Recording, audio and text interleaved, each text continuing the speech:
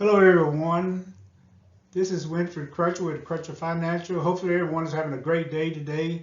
We're so happy to be with you again today to discuss financial education, financial literacy, and we appreciate those of you that are tuning in as well as those that are coming in. We thank you for subscribing and liking our videos. We thank you also for all the views that we receive in reference to our uh, last week video and the other videos that we have put out. We really appreciate you viewing, and we hope that you're learning something that you're putting into practice as it relates to making your finances easy. We want life to be easy for you, and one way for life to be easy is that we take care of our financial matters. Again, this is Winfred Crutcher, Crutcher Financial Group. Thank you again for joining us.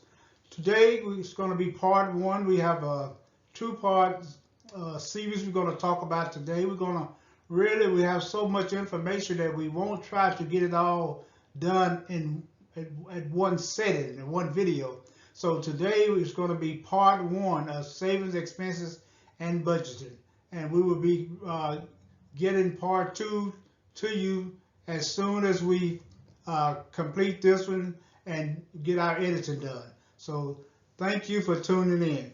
Saving, expenses, and budgeting, part one.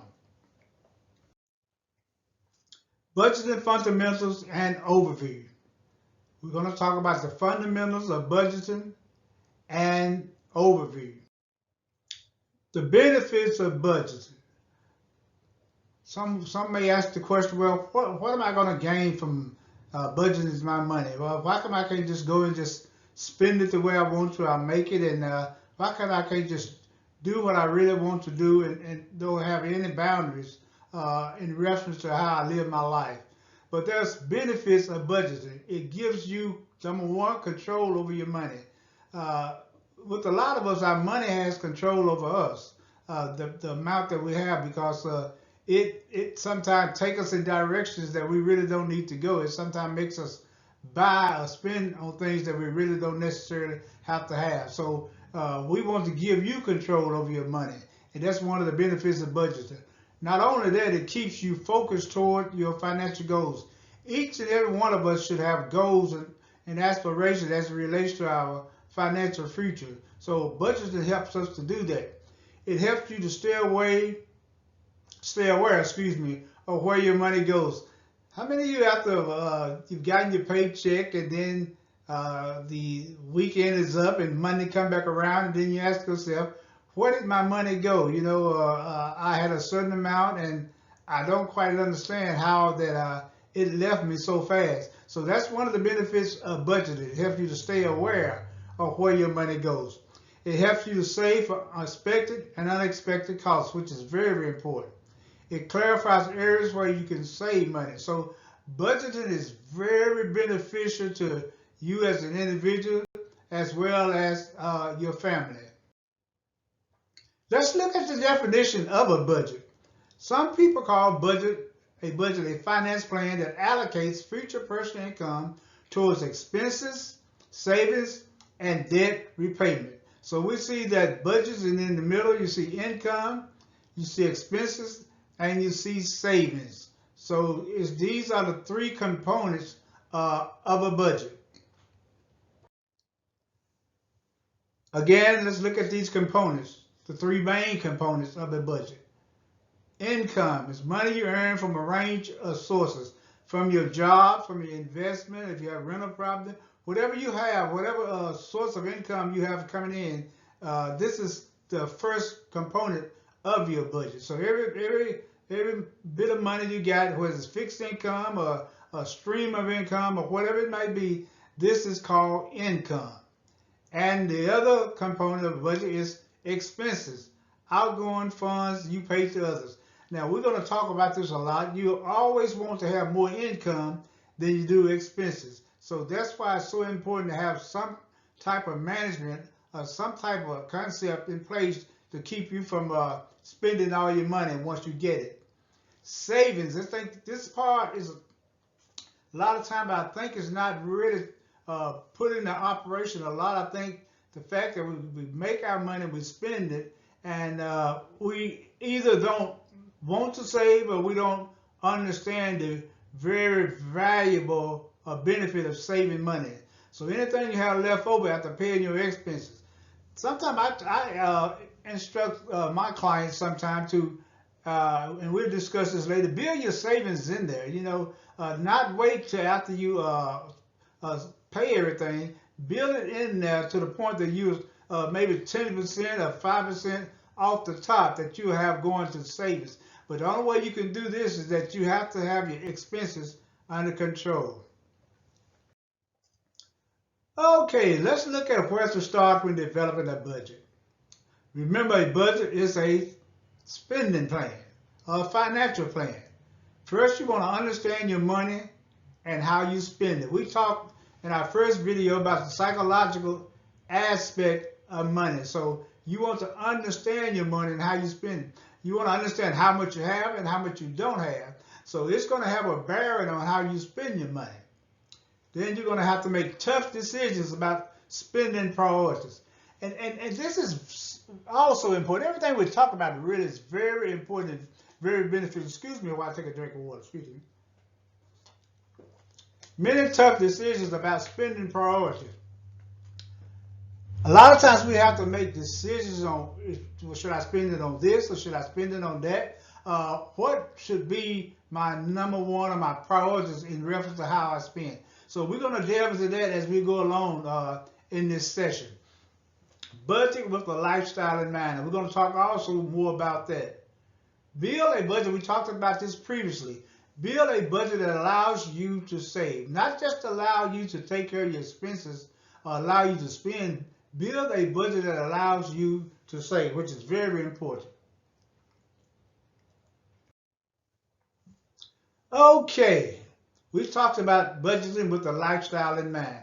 As you see to my right and maybe to your left, however you view this video, the individual is in a car and he's looking at the mountains. And we have to really believe that that is a degree of serenity that he's able to view these beautiful mountains and enjoy nature. But he had to also put something in place that he would be able to do this. So a lot of us want to go to certain places and visit certain places. So we have to budget with the lifestyle in mind. So if I want to do something at the end of the year, that means that I'm going to have to curtail my spending. I'm going to have to increase my savings on my short-term savings because if I want to enjoy life, I'm going to have to be able to fund and afford it. Okay, clarify the life aspects that you give priority and then split them into 3 areas.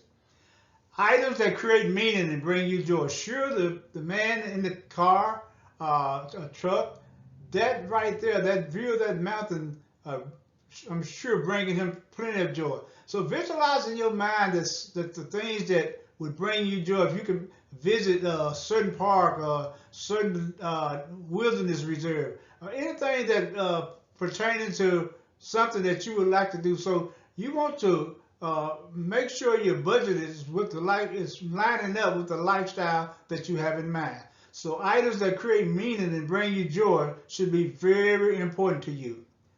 Things you want, but that can wait. And a lot of times, this is a hard one right here sometimes, but we're going to have to develop a mindset that we can do this. There's a lot of wants that we want, but at the same time, they really can wait. And sometimes when we just let our wants overtake our needs, it really puts us back to where our goals should be to move forward. Things you would like to have but aren't essential. And this is very important also. If a lot of us would really kind of take inventory right now, we kind of look at our situations, our finances, we'll look at it that we have maybe bought, acquired a lot of things because we wanted, but they really was not essential to our lifestyle. So it's very important that you look at the things based on how essential they are to you as well as your family.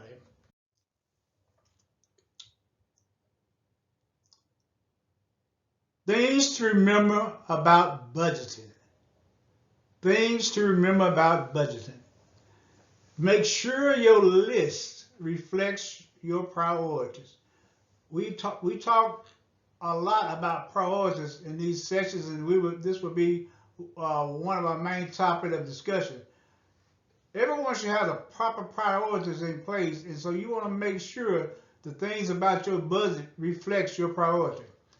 Now, you can always adjust your goals as your priority change, but in the case of your priorities changing, we really would like for them to change for the positive and not for the negative. So you can always adjust your goals as your priority change, but we want to continue for you to go forward in attaining your financial goals. Let's look at this one right here. This is another important right here. Budgeting takes time. This is something that you cannot just put a 1 day effort or 1 month effort and say, hey, and I'm expecting a change.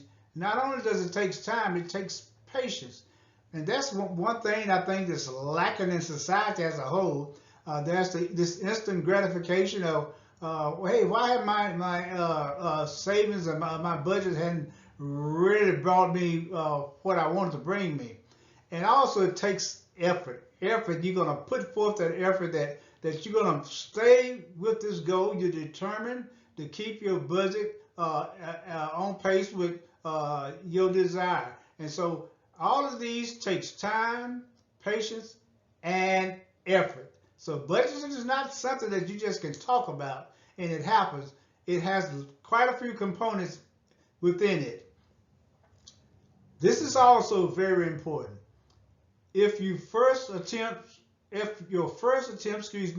don't go as planned, don't give up. And this also is a major problem that I think society as a whole has. You know, if it doesn't work the first time, instead of us trying it again, or instead of us staying consistent, we just, oh well, I'm going to give it up. Say for instance, you go out on a weekend and you have every plan in mind to not to overspend, but you do, and then you come back home or come back the next day, and then you have this overwhelming feeling of failure because you didn't stay with your planned budget.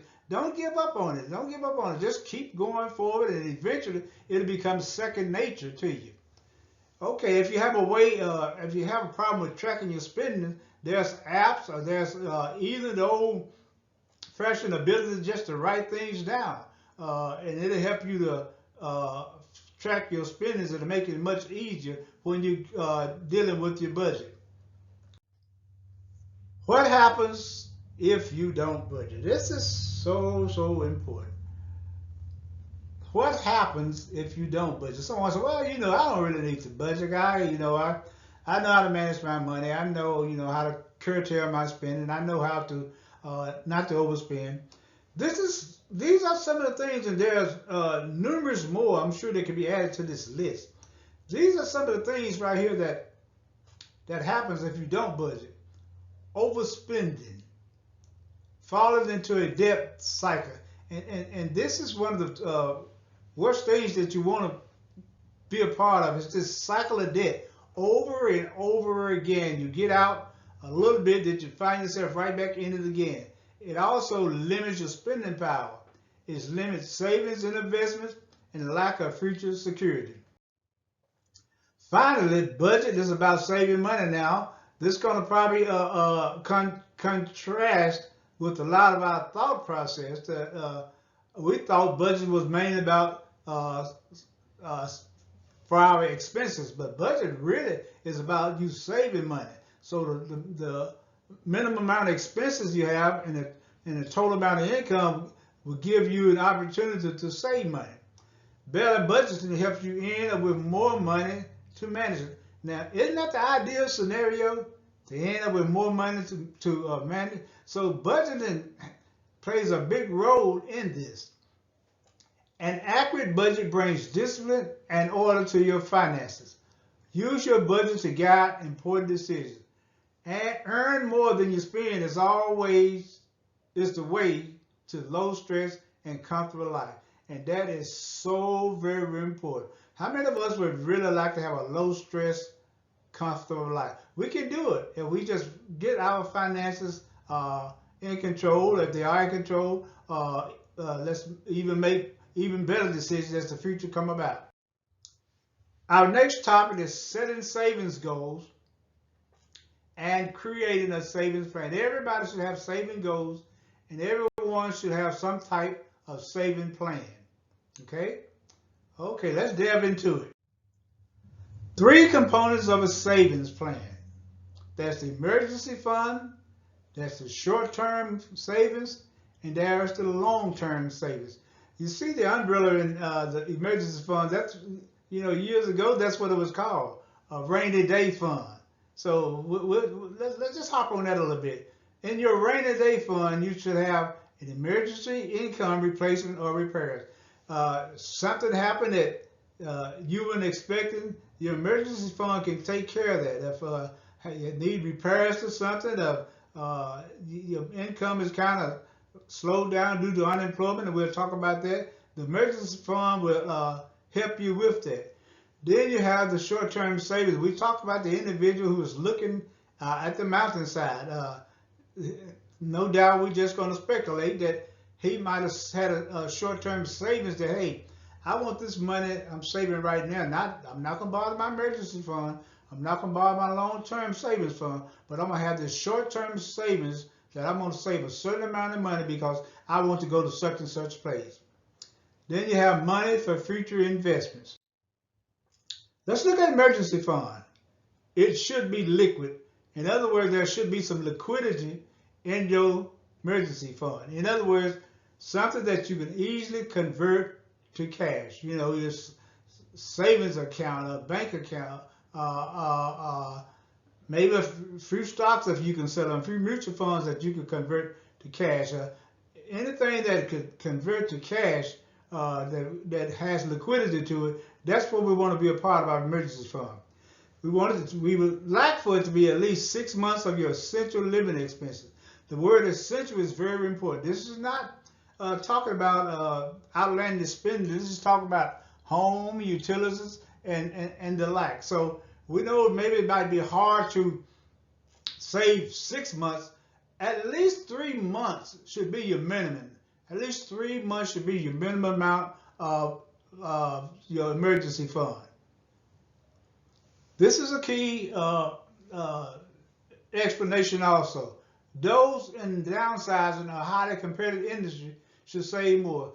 For instance, if you make a whole lot of money and you're used to a certain lifestyle, and if you find yourself unemployed and not making all that money anymore, and we know how unemployment benefits and things of that nature, you might need to save a bit more than a normal individual who maybe be making a regular income. So if you're making quite a bit of money, that means your saving should even be more, because your emergency is going to cost a lot more. Be prepared for a market collapse. Cushion for handling unexpected expenses. I think a lot of times we live for the increase, which is not anything wrong with that, but we have to also make up our minds sometimes we have to live for the decrease. This is a simple emergency fund calculation. A simple calculation is to multiply your monthly financial needs by 6. Then you have the advanced emergency fund calculation. Consider the amount of time it would take for you to replace your income source if that source were lost. Set aside at least 6 months worth of expenses plus expenses for the time it would take you to replace your income sources. Okay, when should you use your emergency fund? Good question, good question. And we hope that we have the answer for you. Sudden unemployment, even though the job market is faring a lot better than it was a few months ago, you always want to make sure you have an emergency fund for sudden unemployment. It replaces things you might have to make money. And if you're in business, that means that if your emergency fund, say for instance you in some kind of IT service, you're a construction contractor and you need construction equipment.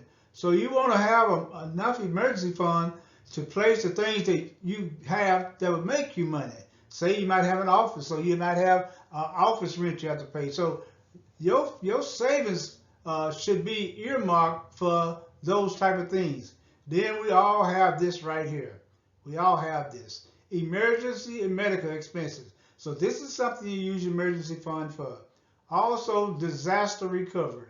You know, there's been quite a few tornadoes, hurricanes, floods, and wildfires, and a number of things that have happened or will happen in the course of life. So we want to make sure our emergency fund maybe go hand in hand with the insurance that we get as it relates to our personal losses.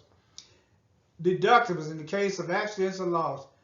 How many times you might have known someone who didn't have the right amount of deductible, and they had to come up with a great deal of money to make up for the fact that the deductible was not large enough. So this also should be a part of your emergency fund that you would also want to have in case something like this happens.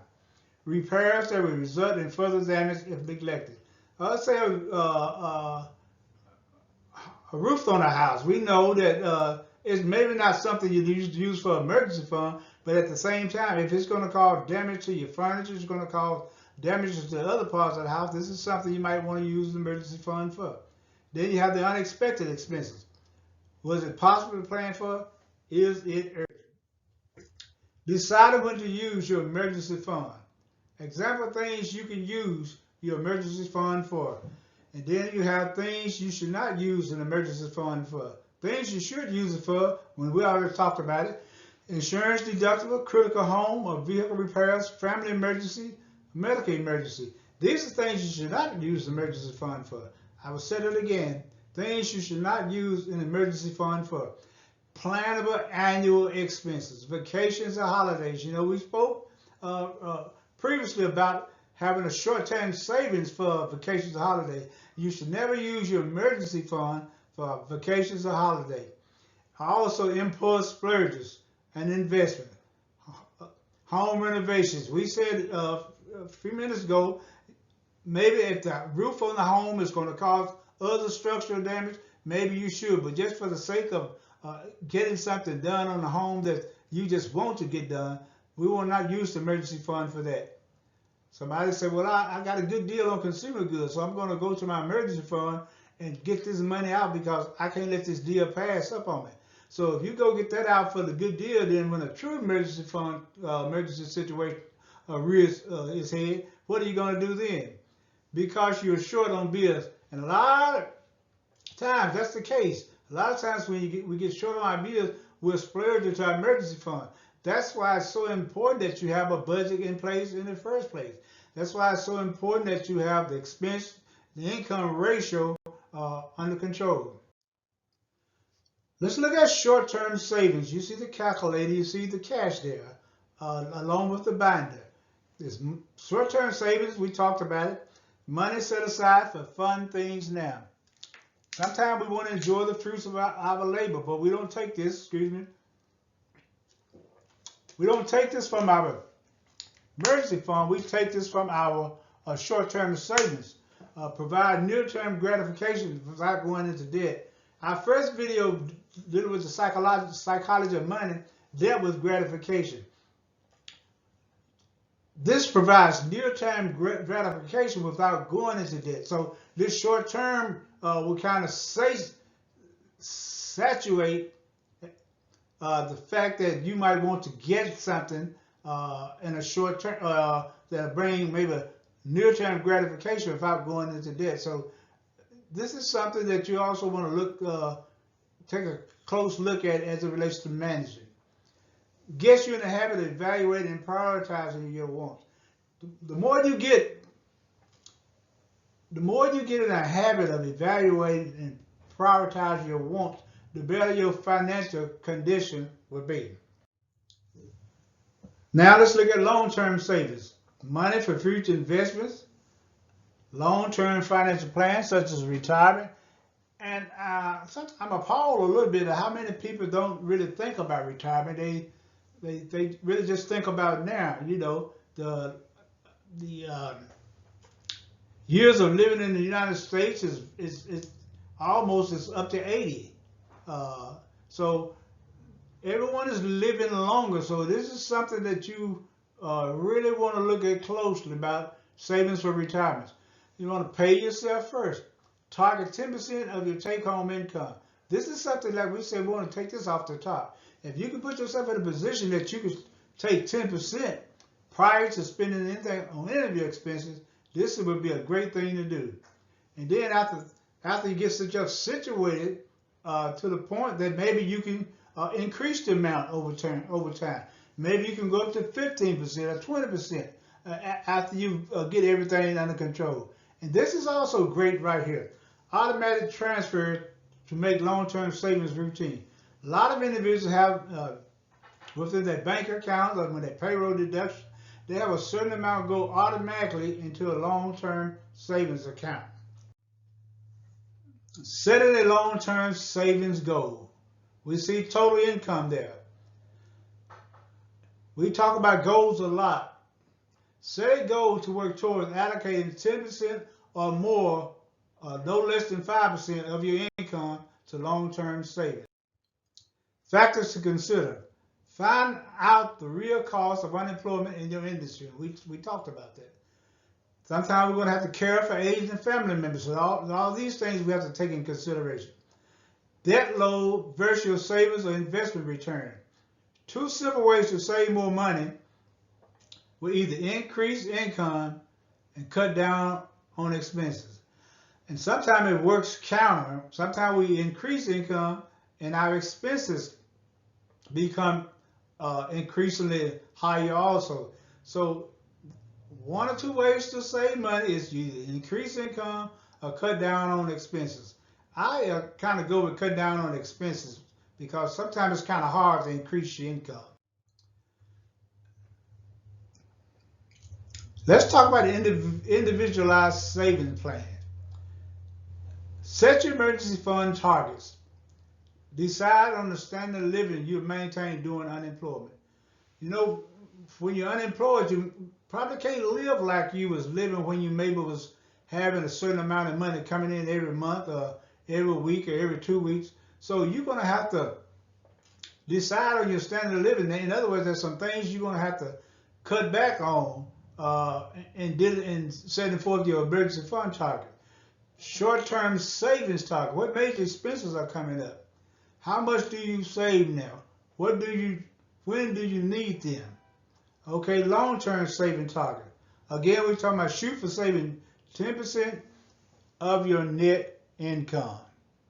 So develop an individualized saving plan. Okay, let's look at prioritizing expenses and opportunity costs. Factors that encourage your desire to purchase wants. And we talked about advertising before, we talked about peers and influence, and we talked about personal experiences. So these are some of the things that kind of make you want, even though you might not need it. Advertising. So if a company spends billions encouraging you to purchase product, we're not having anything against advertising, but we do want to help you to control your spending.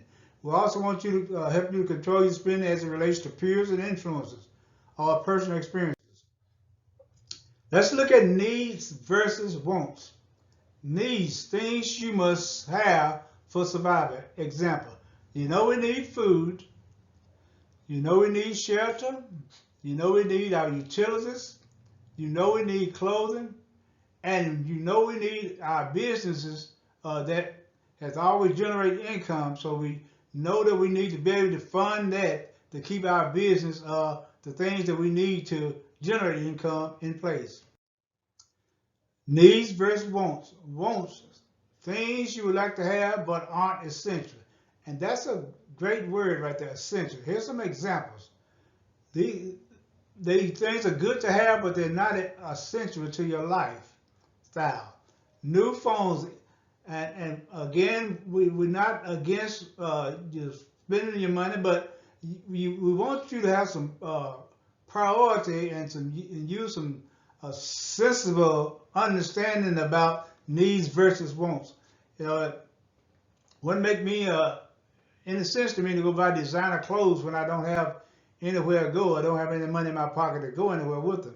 And likewise with jewelry. We're not against these things, but we want to make sure you have the needs under control first. 3 ways people choose to live. They either live beyond their means. In other words, they spend more money than they have. And if you're part of that cycle, we want to break this this kind of cycle through our YouTube channel. We want to be very beneficial. We want to bring value to your life, and that you can get your spending habits and things like that under control. Then we have the ones that live within one's means, spend only the amount of money they have. And this is really a great individual, a family who has this mindset. And then beneath one's means, this means that this individual has the ability to splurge, but they don't. I'm sure they say they have money saved for short-term purchase and money set aside for long-term goals. So the individual that live beneath one's means that they have more money to set aside, and they have more money for short-term purchases. Let's look at consumerism, and consumerism is a strong word today. Business need consumers, they do, and most of us are consumers, and I'm sure there's a number of business owners also listening to this channel. Let's look at what advertisers spend. Estimation, more than $200 billion a year to get you to purchase their product. So if they're spending $200 billion a year, that's a good possibility they bringing in $400 billion a year. That is $200 billion profit and $200 billion to cover what they spend for advertising.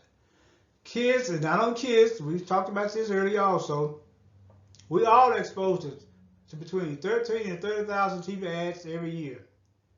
Peer influence you to make impulsive status purchases. Say you're out with your friends and you're in a high-class upscale shopping mall, and they're buying things, and you know that you might could afford it, but you know that there's something that you don't necessarily have to have. So you have to watch out for peer influence, and then you go and buy because someone else is buying. Personal experience causes us to form early money habits that may be negative. Okay, we're getting close to the end of this session, and we're going to discuss a few more topics. We're getting very close to the end as we get ready to bring closure to part 1. And like we were saying earlier, we're going to pick up again with part 2, in the upcoming days. And we really want you to continue to listen to this, because we really believe that we're bringing value to you, and bringing things that would help you to become better, financial stable, and to bring value to your finances. And when value is brought to your finances, it brings value to your whole life. Let's look at shelter. Need. We need a roof over your head and basic security. But I might want an 8-bedroom mansion. Nothing wrong with the 8-bedroom mansion, but right now, all I need right now is something over my head. And once I get my savings, once I get my income, once I get things situated, maybe I will be able to get that 8-bedroom mansion. Food and water. We need a balanced diet and fresh water. You want as well, man. I wish I could go out every night and every day, that I won't have to cook at home. My wife don't have to cook, or we don't have to cook. The kids don't have to eat at home. I wish we could get these prepackaged convenient foods, and I wish we could go to restaurant meals. And maybe one day that'll happen, but you always want to make sure you're taking care of your need. Hygiene. Soap and laundry detergent.